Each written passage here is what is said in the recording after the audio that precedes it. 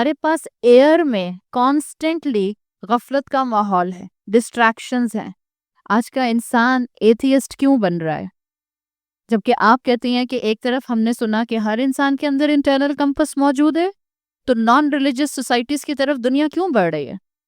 God لیس societies کی طرف دنیا کیوں جا رہی ہے؟ انسان نے اپنے انٹرنل کمپس کو اگنور کیا ہوا ہے کمپلیٹلی. اس وقت دنیا کی آبادی 1.7 بلین ہے. 1.7 تو مسلم ہیں، 7 بلین دنیا کی آبادی ہے. 1.7 بلین مسلمان ہیں اور 1 بلین اس وقت دنیا پر ایتھیسٹ ہیں، جو کہ آج سے 10 سال پہلے صرف 10 ملین تھے. Within the span of 10 years اس وقت سینسز یہ بتاتے ہیں کہ دنیا کے اندر 1 بلین ایتھیسٹ موجود ہے. کون ہے ایتھیسٹ؟ لا خدائیت پر ایمان رکھنے والے. No religion, we believe in no religion. Godless society ہونی چاہیے. یہ اللہ کیا ہوتا ہے؟ ہمیں زمانہ ہلاک کرتا ہے. ہم زمانے کے تھرو پیدا ہوتے ہیں اور زمانہ ہمیں ہلاک کر دیتا ہے. Mother nature, father time, that's it, end of story, no creator. یہ اس طرف انسانیت کیوں جا رہی ہے؟ اس لیے کہ انسانیت اپنے انٹرنل کمپس کو بھول گئی، فطرت کو بھول گئی، اور انسان جو ہے وہ غفلت کا شکار ہو گیا. غفلت کا شکار انسان ہوتا ہے گریجولی. سب سے پہلے اللہ کی صفات کو بھولتا ہے. اللہ کی صفات کو بھولتا ہے تو اللہ کے ساتھ پارٹنرز ایسوسیٹ کرتا ہے، شرک کا شکار ہوتا ہے. اور جس معاشرے میں شرک آ جاتا ہے وہاں ہر گناہ آ جاتا ہے. کیا ہمارے معاشرے میں شرک ہے؟ کیا ہم اللہ کی صفات کو بھولے ہوئے ہیں؟ ہمیں لگتا ہے اللہ پوری بات نہیں سن سکتا تو مزار پر جاؤ، بابا جی سے کہو بابا جی پلیز میری بات اللہ تک پہنچا دیں. ہمیں لگتا ہے اللہ اولاد نہیں دے سکتا تو بابا جی کے مزار پر جاؤ، بابا جی سے کہو بابا جی اولاد دے دیں، اور پھر اس کا نام رکھو اولاد کا پیر بخش. کیوں؟ پیر نے بخشا ہے، اللہ نے تھوڑی بخشا ہے. بیکاز پیر زیادہ سننے والا تھا، گو کے اپنی قبر کے اندر تھا. ایک ہندو نے کہا تھا کہ مسلمانوں میں اور ہم میں زیادہ فرق نہیں ہے، ہمارے بت کھڑے ہوتے ہیں، ان کے بت لیٹے ہوتے ہیں. ہندوؤں کے بت کھڑے ہوئے، ہمارے بت لیٹے ہوئے. کہاں لیٹے ہوئے؟ قبروں کے اندر. 7 شریف کے اوپر کیا ہوتا ہے آپ جا کر دیکھ لیجئے. آپ کے اپنے 2 قدم کے اوپر کلفٹن میں کیا ہو رہا ہے؟ عبداللہ شاہ غازی کے مزار کے اوپر بڑے بڑے سائیکلون کراچی کے لیے آتے ہیں اور اللہ اپنی رحمت سے کراچی کو بچا لیتا ہے. اور بڑے بڑے عقلمند پڑھے لکھے لوگ کہتے ہیں عبداللہ شاہ غازی کا مزار بیچ پر بنا ہوا ہے، تو ہر دفعہ ان کی دعا سے سائیکلون کا رخ بدل جاتا ہے. انسان کی عقل پر جب پتھر پڑتے ہیں تو انسان کی ڈگریز اس کو کوئی فائدہ نہیں دیتے. اس کا دنیاوی علم اس کے اپنی ضمیر کی آواز کو اس کو سننے نہیں دیتا. مزاروں پر جانا، مزاروں پر چادریں چڑھانا، نظر و نیاز کرنا، یہ جو نظر و نیاز کا اور یہ جو کنڈوں کا اور یہ جو نیازوں کا کانسیپٹ ہے، جا کر پڑھیے کیوں دی جاتی ہیں. ہر چیز، ہر اس طرح کی جس کو عبادت سمجھ کے کیا جاتا ہے، یہ پیچھے شرک سے ایسوسیٹڈ ہے. جب جب انسانوں نے اپنی ضمیر کی آواز کو دبایا، فطرہ کو نیگلیکٹ کیا، اللہ کی صفات کو بھولے، اللہ کی صفات کو بھولے تو شرک میں انوالو ہوئے، اور جہاں شرک آتا ہے وہاں ہر گناہ آ جاتا ہے. لاہور میں مشہور مزار ہے، کیا نام ہے اس کا؟ شاباش، وہ کہنا بھی نہیں چاہیے. داتا دربار. داتا کون ہے؟ گنج بخش، خزانے بخشنے والا. گنج کہتے ہیں خزانوں کو. کون ہے خزانے بخشنے والا؟ علی حجویری ہے یا اللہ تعالیٰ ہیں؟ اگر جیسے آپ اس کو کہتی ہیں عبداللہ شاہ غازی کا مزار، اس لاہور کے مزار کو کہا کریں علی حجویری کا مزار. ہمارے ہاں تو بکس، ٹیکسٹ بکس میں داتا دربار پرنٹ ہے، ہمارے بچے پڑھتے ہیں. اب آپ کے اور میرے بچے نہیں پڑھ رہے، اس کا مطلب یہ تھوڑی ہے کہ پاکستان کے بچے نہیں پڑھ رہے. پاکستان کی ٹیکسٹ بکس میں جو پنجاب ٹیکسٹ بورڈ کی یا جو سندھ ٹیکسٹ بورڈز کی بکس ہیں، اس میں داتا دربار کے نام سے آپ کو چیپٹرز مل جاتے ہیں اردو کی کتابوں کے اندر. یہ کانسیپٹس بدلیں گے نہیں اگر آپ نے اور میں نے اپنے آپ کو غفلت سے نکالا نہیں. تو ایک غفلت کا اینگل ہے اپنے انر کمپس کو اگنور کرنا. دوسرا غفلت کا اینگل ہے اپنے چند انچ کے تکبر کے ببل میں رہنا. قریش کا غفلت کا اینگل انر کمپس اگنور کرنے کا کیا تھا کہ نیچر کے بہت قریب تھے. صحرا تھا، آسمان تھا، سورج نظر آتا تھا، چاند نظر آتا تھا، ستارے نظر آتے تھے. آبزرو کرنا چاہتے تو ابراہیم علیہ السلام کی طرح آبزرو کر کے اللہ تک پہنچ جاتے. اور بھی آبزرو کرنا چاہتے تو رسول اللہ کی 5 سال کی دعوت پر سمجھ جاتے، بٹ نہیں سمجھے، فطرت کو اگنور کیا۔ دوسرا اینگل غفلت کا یہ ہے کہ انسان اپنے تکبر کے ببل سے باہر نہ نکلے، اور قریش کا یہ ایشو بھی تھا، اسی لیے قریش جو تھے وہ غافلون کی کیٹیگری میں آتے ہیں۔ کس طرح سے تکبر کا شکار تھے؟ قریش اپنے آپ کو اپنی انسیسٹری کی وجہ سے بڑا اعلیٰ سمجھا کرتے تھے، کعبہ کی پوزیشن اپنے علاقے میں ہونے کی وجہ سے اپنے اوپر بڑا تکبر کیا کرتے تھے کہ ہمارے پاس اس کعبہ کی کسٹڈی ہے۔ آپ اگر قریش کی حقیقت کو پہچانیں تو اللہ تعالیٰ نے قرآن میں سورۃ روم کے اندر ان کے تکبر کو اور ان کی غفلت کو توڑا ہے۔ قریش کی جو پوزیشن، جو لوکیشن تھی عربن پیننسولا کے اندر، اس وقت نیبرہڈ میں سپر پاورز موجود تھیں۔ ایبیسینین سپر پاور تھی، پرشین سپر پاور تھی، امپائرز تھی پوری سویلائزیشنز تھی پوری۔ عرب کے نیبرہڈ میں رومن امپائرز تھی پوری بڑی بڑی سویلائزیشنز، جن کے اندر مونیومنٹس تھے، جن کے اندر میسو روڈ سسٹم تھا، جن کے اندر فلسفی اور علم عام تھا۔ قریش میں اس میں سے کیا تھا؟ کچھ بھی نہیں تھا۔ پتھریلی زمینیں تھیں، سڑکیں سسٹم کچھ نہیں تھا، سیوریج سسٹم کچھ نہیں تھا، مونیومنٹس عمارتیں کچھ نہیں تھیں، مڈ اور مٹی کے بنے ہوئے گھروں میں رہا کرتے تھے، نتھنگ۔ اتنی بڑی بڑی سیولائزیشنز ان کے آس پاس تھیں، اور یہ اپنے اوپر تکبر کرتے تھے اور اپنے آپ کو بڑا اعلیٰ سمجھا کرتے تھے۔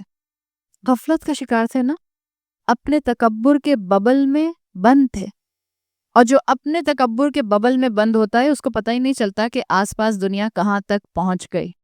اللہ نے کہا what do you think you are? Look around yourself۔ بڑی بڑی سیولائزیشنز تمہارے پاس موجود ہیں جو چاہیں تو تمہیں انویڈ کر سکتے ہیں، اور انہوں نے کبھی بھی انویڈ کرنے کے لیے عرب کو نہیں سوچا، بیکاز عرب کے اندر کوئی خاص چیز تھی ہی نہیں، اس وقت آئل نکلا نہیں تھا، اور وہاں پر کوئی مونیومنٹس اور کوئی وہاں پر ریسورسز نظر نہیں آتے تھے، علم عام نہیں تھا، زیادہ تر امی تھے، چند لوگ تھے جو پڑھنا لکھنا جانتے تھے، سو انٹریکشن بالکل بھی نہیں تھا، اپنے ببل میں بند تھے، اور پھر بھی متکبر انسان تھے۔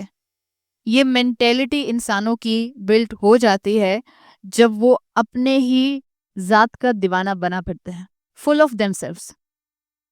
بس جیسا میں سوچ سکتی ہوں ایسا کوئی سوچ ہی نہیں سکتا، جیسا میں پلان کر سکتی ہوں ایسا کوئی پلان ہی نہیں کر سکتا، جیسی میں بات کنوے کر سکتی ہوں ایسی کوئی بات ہی کنوے نہیں کر سکتا۔ اپنے اندر جھانک کر دیکھیں، کہیں میں اس غفلت کا شکار تو نہیں ہوں؟ مجھ سے اچھی بات کون کرے گا؟ بعض خواتین کو کھانا پکانے کا ہیضہ ہوتا ہے۔ کھانا پکانا اچھی بات ہے، بٹ کھانا پکانے کا ہیضہ نہیں ہونا چاہیے۔ ایسی دعوت کرتی ہوں میں خاندان میں کہ کوئی ایسی دعوت کر ہی نہیں سکتا۔ میرے ہاتھ میں اتنا ذائقہ ہے، کسی کے ہاتھ میں اتنا ذائقہ ہی نہیں ہے۔ میں اپنے کپڑے اتنے اچھے بناتی ہوں، ڈیزائننگ اتنی اچھی کرتی ہوں کہ کیا کوئی بڑی سی بڑی ڈیزائنر جو ہے وہ مجھے مات دے سکتی ہے۔ These are the مینٹیلٹیز۔ چونٹی بھی متکبر ہو سکتی ہے، آپ کا میرا یہی حال ہے۔ حیثیت کیا ہے آپ کی اور میری کائنات کے سامنے؟ اور تکبر دیکھیے ہمارا، یہ تکبر اصل میں ہماری غفلت کو پریڈکٹ کرتا ہے کہ ہم اصل میں غفلت کا شکار ہیں۔ یہ بیماریاں قوموں کو بھی ہوتی ہیں، ڈیلوژنل جس کو آپ بیماری کہتے ہیں، دماغی بیماری، مینٹل النیسز، یہ قوموں کو بھی ہوتی ہیں، یہ انسانوں کو بھی ہوتی ہیں، یہ عورتوں کو بھی ہوتی ہیں، یہ مردوں کو بھی ہوتی ہیں، یہ بیویوں کو بھی ہوتی ہیں، شوہروں کو بھی ہوتی ہیں، مدر ان لا کو بھی ہو جاتی ہے اور ڈاٹر ان لا کو بھی ہو جاتی ہے۔ مجھ سے اچھی تو کوئی بہو ہے ہی نہیں۔ بڑا ظلم برداشت کیا میں نے اپنی مرحومہ ساس کا، اللہ ان کو کروٹ کروٹ جنت نصیب کرے۔ یہ کہہ کے کہ بڑا ظلم برداشت کیا، آپ نے ساس کی زندگی کھول دی، کم سے کم اس عورت کے ساس ہونے کے رول کو تو کھول ہی دیا۔ اس کے بعد بہن میں نے دعا بھی تو دے دی، اللہ میری ساس کو کروٹ کروٹ جنت نصیب کرے۔ کہنا کیا چاہ رہی تھی اصل میں محترمہ؟ یہ کہنا چاہ رہی تھیں کہ مجھ سے زیادہ صبر کرنے والا ہو کون سکتا ہے کہ جو ایسی ساس کو برداشت کرتا۔ تو صرف قوموں کو یہ بیماریاں نہیں ہوتی، اپنے تکبر کے ببل میں بند ہونے والا قریش بھی تھا، کوئی بھی قوم ہو سکتی ہے، اور آپ اور میں بھی ہو سکتے ہیں۔ اپنے آپ کو مجھے اور آپ کو جج کرنے کی ضرورت ہے۔ آپ نے اکثر دیکھا ہوگا کہ بعض بڑے بہن بھائیوں میں سے کسی ایک کو یہ بیماری ہوتی ہے۔ میری جیسی عقل مندی کی بات تو کوئی کر ہی نہیں سکتا۔ بعض بڑا جو بھائی یا بڑی جو بہن ہوتی ہے اس کو ایسی بیماری لگ جاتی ہے بیچارے کو، وہ کہتے ہیں کہ ساری عقل جو اماں ابا کی جینز میں تھی وہ تو مجھ میں آ گئی، باقی تو بچے کھچے ہیں، ایسے ہی آ گئے. سو یہ سب اپنے اندر خود ایویلویٹ کرنے کی ضرورت ہے. کہیں میں بڑی بہن ہوتے ہوئے متکبر تو نہیں ہوں، کہیں میں اپنے آپ کو اس تکبر کی ڈرگ کا شکار تو نہیں کیے ہوئے. اگر ہے تو آپ اور میں بھی اس فہم غافلون کی کیٹیگری میں آتے ہیں. پھر تیسرا ایک اور اینگل غفلت کا جو اسکالرز بیان کرتے ہیں، جو انسان غافل ہو جاتے ہیں وہ اپنے مقام کو پہچاننے سے محروم ہو جاتے ہیں. قریش اپنے مقام کو پہچان نہیں سکے. بہترین کلام رب العزت کا، بہترین وحی، فائنل ریولیشن، بہترین رسول صلی اللہ علیہ وسلم کی زبان سے جس قبیلے پر، جس نیشن پر اتاری گئی، انہوں نے اس بات کا احساس ہی نہیں کیا کہ اللہ تعالیٰ نے ان کو کتنا بڑا آنر کیا تھا. اپنے مقام سے محروم رہ گئے. سارے کانٹیننٹس کو چھوڑ کر، سارے انسانوں کو چھوڑ کر اللہ تعالیٰ نے اس قوم کو پسند کیا کہ اپنا پیغام اور رسول بھیجے، لیکن انہوں نے کوئی اپریسیشن نہیں کی، اس لیے کہ غفلت کا شکار تھے. حالانکہ یہ وہی میسج ہے جس کو آپ رسول اللہ صلی اللہ علیہ وسلم کے ٹائم کے بعد سے لے کر تقریباً 100 ایئرز آفٹر ہسٹری اگر دیکھیں تو مسلمانوں نے بہترین دنیا کو فائدہ دیا ہے. چاہے وہ مسلم اسپین ہو، اندلوس، چاہے وہ انڈیا ہو، چاہے وہ عراق ہو، چاہے وہ پرشیا ہو، آپ کو سب طرف مسلمانوں کی فتوحات اور مسلمانوں کا یونیورسٹیز اور ہاسپٹلز بنانا اور مسلمانوں کی کامیابی نظر آتی ہے.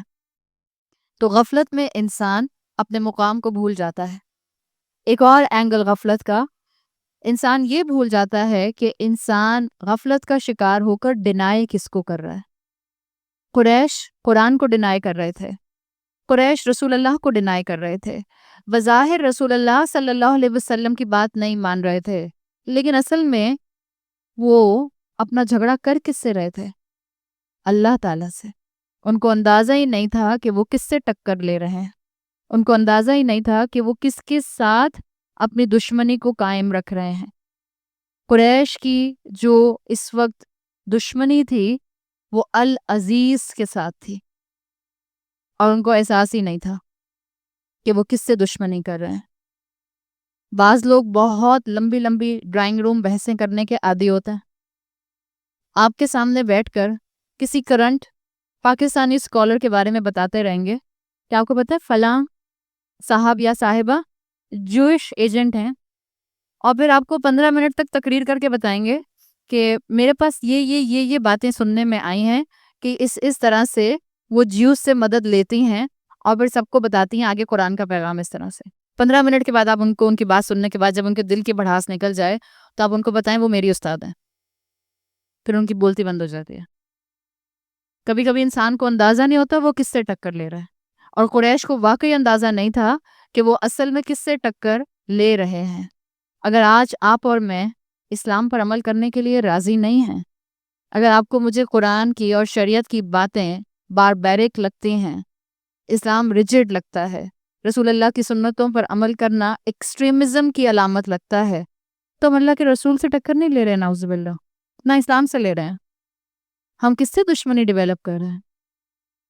اللہ سے دشمنی ڈیولپ کر رہے ہیں. اپنی زندگیوں میں اپنے آپ کو خود کنسیڈر کیجئے کہ کہیں میں اور آپ غفلت کی تصویر تو نہیں بنے ہوئے.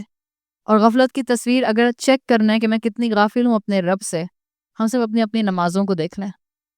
ہمیں نماز میں سب یاد آتا ہے، نہیں یاد آتا تو رب یاد نہیں آتا. سو غفلت کے کئی اینگل ہو سکتے ہیں. قریش غافل تھے، اور آج کے مسلمانوں کو اپنے اوپر اس آیت کو کنسیڈر کرنے کے بعد دیکھنے کی ضرورت ہے کہ ہم مسلمان کہاں کہاں غافل ہیں. آگے آیت نمبر 7 میں فرمایا لَقَدْ حَقَّ الْقَوْلُ عَلَىٰ أَكْثَرِهِمْ فَهُمْ لَا يُؤْمِنُونَ. یقیناً میجورٹی پر حق اسٹیبلش ہو چکا اور ان کی اکثریت پر اسٹیبلش ہو چکا. فَهُمْ لَا يُؤْمِنُونَ، اس لیے اب وہ ایمان نہیں لائیں گے. لقد ایک کلیئر فیکٹ بتانے کے لیے قرآن میں آتا ہے. لقد حرف ہے اور اکثر آپ کو یہ ماضی سے پہلے ملتا ہے، جیسے انا توکید کے لیے آتا ہے، اسی طرح سے لقد بھی عربی زبان میں ایمفسس کے لیے، توقید کے لیے آتا ہے. القول یہاں پر کیا ہے کہ یہاں پر اللہ تعالیٰ نے کہا لقد حق القول علی اکثرہم، یعنی حق جو تھا وہ اکثریت کے اوپر، میجورٹی کے اوپر پیغام جو رسول اللہ صلی اللہ علیہ وسلم کا تھا توحید کا، وہ اکثریت پر کھل چکا تھا، واضح ہو چکا تھا۔ رسول اللہ کی دعوت میجورٹی کو سمجھ آ چکی تھی، لیکن جب بات سمجھ آ جائے اور پھر نہ مانا جائے تو پھر کیا ہوتا ہے؟ اس کا دوسرا مفہوم اسکالرز نے یہاں لیا ہے کہ ان پر حق کا انکار کرنے کی وجہ سے اب جو قول ثابت آیا ہے وہ ہے وجب العذاب، اللہ کی آخرت کی سزا ان پر واجب آ جائے گی، انہوں نے اپنے آپ کو سزا کا خود مستحق کر لیا۔ سو اس طرح سے یہ دونوں کانسیپٹ آپ کو یہاں پر ملتے ہیں۔ الا اکثرہم، میجورٹی نے رسول اللہ صلی اللہ علیہ وسلم کی بات نہیں مانی تھی۔ ایک اسکالر ہیں جو کہ مفسر قرآن ہے، السعدی ان کا نام آتا ہے، وہ اپنی تفسیر میں لکھتے ہیں کہ قریش کی طرف اللہ تعالیٰ نے سب سے ایلوکوینٹ اسپیکر کو بھیجا۔ سب سے ایلوکوینٹ اسپیکر رسول اللہ صلی اللہ علیہ وسلم، اس لیے کہ آپ صلی اللہ علیہ وسلم نے اپنے لیے خود کہا تھا انا جوامع الکلم، آپ بڑی بڑی باتوں کو چند الفاظ میں بیان کر دیا کرتے تھے۔ رسول اللہ صلی اللہ علیہ وسلم کی دعائیں اس کی منہ بولتی تصویر ہیں۔ آپ صلی اللہ علیہ وسلم کی دعاؤں کے ترجمے کو آپ پڑھیں تو آپ کو پتہ چلتا ہے کہ شاید جن فریزز کو ہم اب تک آرٹیکولیٹ نہیں کر پاتے، اللہ کے رسول صلی اللہ علیہ وسلم کی چند جملوں کی دعا وہ ساری کنڈیشن واضح کر دیتی ہے۔ سو آپ صلی اللہ علیہ وسلم کو قریش میں بھیجا گیا، آپ کا کردار ان کے سامنے تھا، قرآن کی تبلیغ بالکل واضح تھی، لیکن انہوں نے اس کا انکار کر دیا۔ اللہ نے پچھلی آیت کو کہاں مکمل کیا تھا؟ لِتُنذِرَ قَوْمًا مَا أُنذِرَ آبَاؤُهُمْ فَهُمْ غَافِلُونَ۔ سو پچھلی آیت میں آیا تھا کہ یہ تو غافل ہیں، اب یہاں آ رہا ہے لَقَدْ حَقَّ الْقَوْلُ عَلَىٰ أَكْثَرِهِمْ۔ کیا دونوں میں کانٹرڈکشن لگ رہا ہے؟ پہلے کہا اللہ تعالیٰ نے کہ غافل ہیں، اب اللہ تعالیٰ کہہ رہے ہیں کہ اکثریت کو تو بات سمجھ آ چکی ہے، حق کھل چکا ہے۔ یہ اللہ تعالیٰ نے کیوں کہا حق کھل چکا ہے؟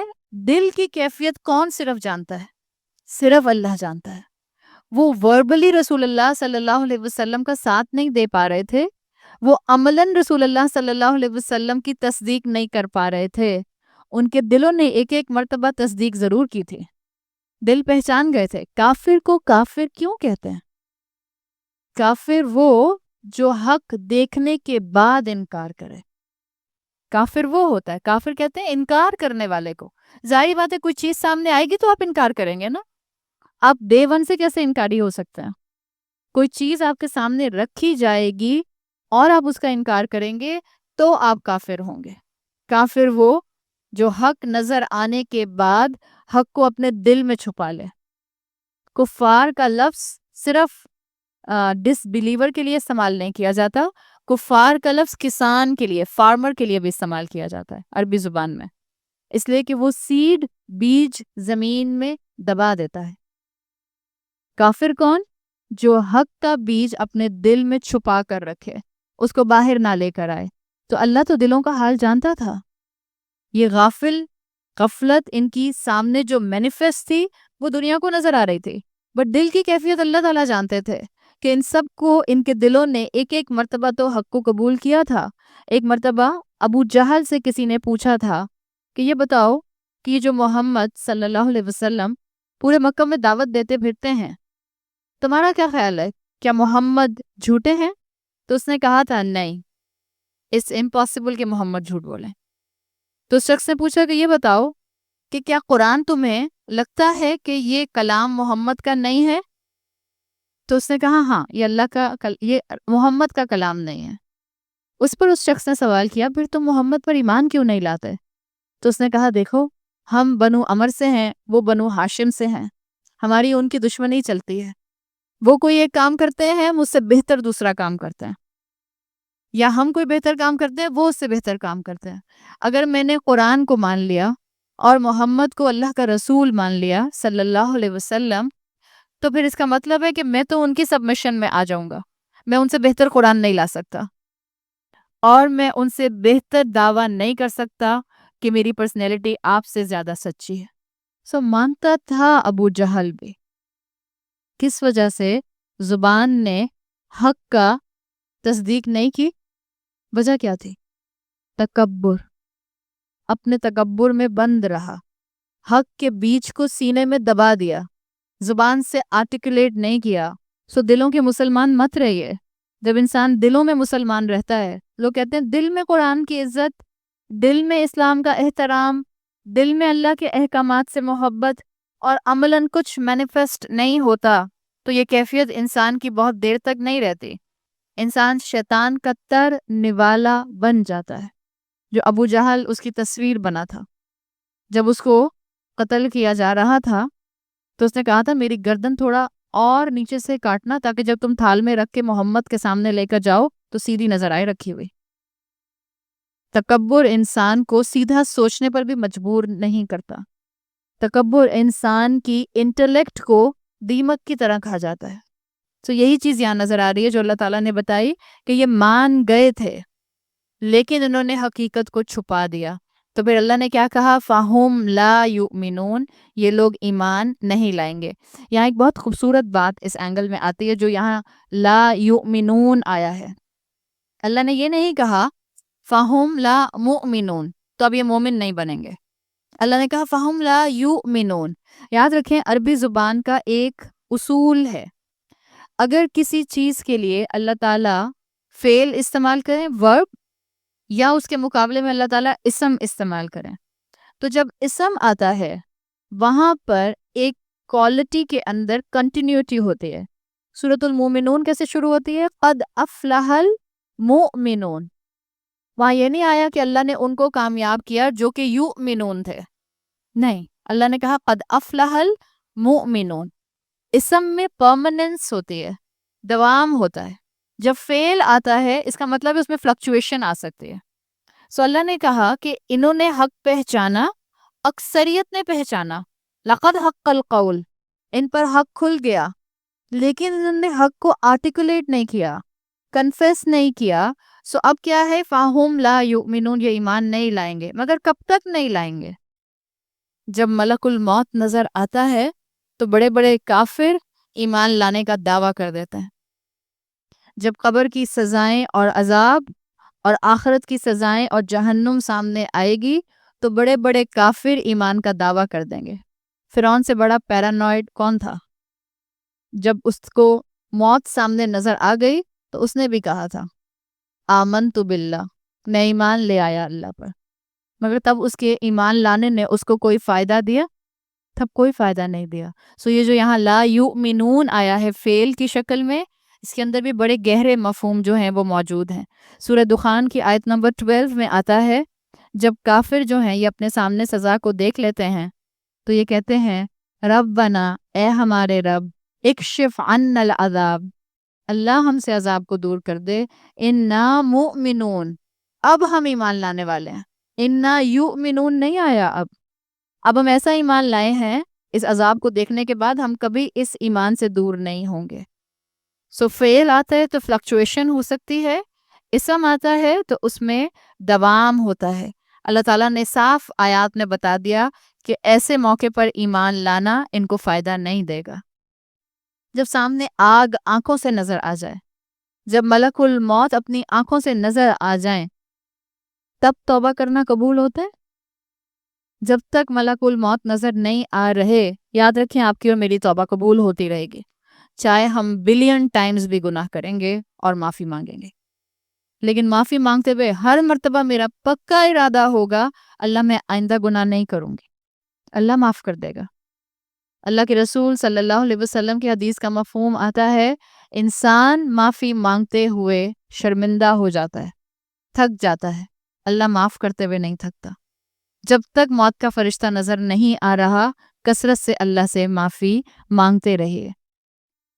تو پھر سوال اٹھتا ہے کہ جب اللہ نے یہ کہا کہ اکثریت پر حق واضح ہو گیا، اکثریت ایمان نہیں لائے گی، تو پھر رسول اللہ صلی اللہ علیہ وسلم کی ذمہ داری، رسولوں کی ذمہ داری، انبیاء کی ذمہ داری اور آپ صلی اللہ علیہ وسلم کی امت کے وہ فالوورز جو اس کام کو کرتے ہیں ان کی ذمہ داری اتنی ٹف کیوں ہے جب اکثریت نہیں مانے گی؟ کیوں اتنی ٹف ذمہ داری ہے؟ یہ اللہ کی رحمت ہے کہ اللہ نے مجھے اور آپ کو نہیں بتایا کہ ہم میں سے کس کے دل پر مہر لگی ہوئی ہے. آپ اور میں کسی کو دیکھ کر کوئی کتنا بڑا گناہگار کیوں نہ ہو، کوئی کتنا بڑا obvious کبیرہ گناہ کیوں نہ کر رہا ہو، آپ اس کو دیکھ کر کہہ سکتی ہیں اس کے دل پر مہر لگ چکی ہے؟ آپ اور میں نہیں کہہ سکتے. کیوں نہیں کہہ سکتے؟ اس لیے کہ ہم نے دل نہیں دیکھا اس کا. ہم نے جب تک اس کا دل نہیں دیکھا، اور دل دیکھنے کا انسٹرومنٹ آپ کے اور میرے پاس ہے نہیں، وہ اللہ جانتا ہے. اور اگر اللہ تعالیٰ حضرت عمر رضی اللہ عنہ کا دل بدل سکتے ہیں، وہ جو نعوذ باللہ رسول اللہ صلی اللہ علیہ وسلم کو قتل کرنے کے ارادے سے نکلے تھے، اگر اللہ تعالیٰ خالد بن ولید کا دل پلٹ سکتے ہیں، اگر اللہ تعالیٰ ابو سفیان کا دل پلٹ سکتے ہیں، سو ہو آر وی ٹو سے کہ فلاں کے دل پر مہر لگ چکی ہے. اللہ تعالیٰ نے یہ بتا دیا رسول اللہ صلی اللہ علیہ وسلم کو کہ اکثریت ایمان نہیں لائے گی، لیکن اللہ تعالیٰ نے رسول اللہ صلی اللہ علیہ وسلم کو بھی نہیں بتایا کہ کون ہے جو ان اکثریت میں سے قلیل ہیں اور ایمان لے آئیں گے. سو آپ کا کام تو سب کو پہنچا دینا ہے. Your responsibility is to convey, not to convince. اور جو ذمہ داری رسول اللہ صلی اللہ علیہ وسلم کی تھی وہی آپ کی اور میری ہے. بغیر ڈسٹنگوشنگ فیکٹر درمیان میں لائے ہوئے، بغیر تفریق کرتے ہوئے، کوئی کیسا بھی انسان ہے، گناہگار سے گناہگار، چاہے مسلمان ہے یا نان مسلم ہے، آپ کی اپنی اولاد آپ کو لگتا ہے نہیں مانے گی، کیسے بھی ہیں، ٹوٹے پوٹے مسلمان ہی صحیح، آپ نے سب کو ایک ہی اینگل سے اللہ کی طرف بلانے کی دعوت پر لگے رہنا ہے. یہی انبیاء کا کام تھا اور یہی انبیاء نے کیا. سو اللہ تعالیٰ نے رسول اللہ صلی اللہ علیہ وسلم کے مورال کو ہائی کیا ہے کہ دیکھیں میں نے ابھی سے بتا دیا ہے، آپ ہزاروں کے مجمع کو بتائیں گے، بس چند ہی ایمان لائیں گے، بہت کم ایمان لائیں گے. سورہ اثر کیا بتاتے ہیں؟ سورہ اثر نے وہ اقلیت بتائی ہے جو آخرت میں سیلویشن کے راستے پر ہوگی، نجات کے راستے پر ہوگی. ان الانسان لفی خسر، میجورٹی انسانیت کی لاس کا شکار ہے، اور مائنر مائنورٹی ہے الا الذین آمنوا وعملوا الصالحات وتواصوا بالحق وتواصوا بالصبر. دس از اے مائنر مائنورٹی. لیکن پوری انسانیت میں سے وہ مائنر مائنورٹی والے انسان کون سے ہیں، وہ ہینڈ پکڈ کون سے ہیں، آپ کو اور مجھے نہیں پتا. سو آپ اور میں تو بس بتاتے جائیں گے. رسول اللہ صلی اللہ علیہ وسلم کو بھی تسلی دے دی گئی کہ زیادہ لوگوں کے آنے کی پرواہ مت کیجیے گا، نمبر گین میں مت رہیے گا، نمبر گین کو چھوڑ دیں، بس پہنچاتے رہیے. اور یہ کیوں کہا گیا رسول اللہ صلی اللہ علیہ وسلم کو خاص طور پر سورۃ یاسین میں کہ دیکھیں اکثریت ایمان نہیں لائے گی؟ اس لیے کہ آپ صلی اللہ علیہ وسلم کی جیسی شخصیت تھی، آپ بہت سے لوگوں کی بے عملی کا ریزن لوگوں کے نہ ماننے کو نہ سمجھتے. کس کو سمجھتے؟ آپ سمجھتے کہ میری دعوت میں کمی ہے. اور آج بھی اسی طرح کے دو انسان ہوتے ہیں. ایک کیٹیگری انسانوں کی ہوتی ہے جو کہ میجورٹی ہے، جب کچھ بھی آس پاس غلط ہوتا ہے، بلکہ آس پاس نہیں، ان سے خود بھی جب کچھ غلط ہوتا ہے، مطلب گلاس خود توڑیں گے، اپنا ہاتھ لگا گلاس ٹوٹ گیا، بٹ کہیں گے آپ نے یہاں کیوں رکھا تھا. بعض لوگ غصہ خود کریں گے، بٹ غصہ خود کر رہے ہیں نا، لیکن کہیں گے آپ نے غصہ کیوں دلایا تھا. سو بعض لوگ اور میجورٹی انسانوں کی ایسی ہوتی ہے جو کسی بھی غلط کام کے ہونے کے اوپر آس پاس کے لوگوں کو یا ماحول کو یا وقت کو یا زمانے کو بلیم کرنے لگتی ہے. اللہ کے رسول صلی اللہ علیہ وسلم نے ہمیں حدیث قدسی بتائی ہے جس کا مفہوم آتا ہے، اللہ نے کہا ہے زمانے کو برا نہ کہو، زمانے میں ہوں. کیوں زمانے کو برا کہتے ہیں؟ اور کتنا عام ہم کہتے ہیں بڑا برا وقت آ گیا ہے، بڑا برا وقت آ گیا ہے. ہمارے اپنے ہاتھوں کی کمائی ہے جو ہمارے سامنے آ رہی ہے. سو کیا ہے کہ بعض لوگ ہوتے ہیں جو ہر نیگیٹو چیز کی رسپانسبلٹی پر بلیم گیم کرتے ہیں، اپنی ذات کو دیکھتے ہی نہیں ہیں، اپنی غلطی کو دیکھتے ہی نہیں ہیں. اور دوسری کیٹیگری ہوتی ہے جو جہاں کوئی چیز غلط ہوتی ہے وہ اپنے آپ کو بلیم کرتے ہیں.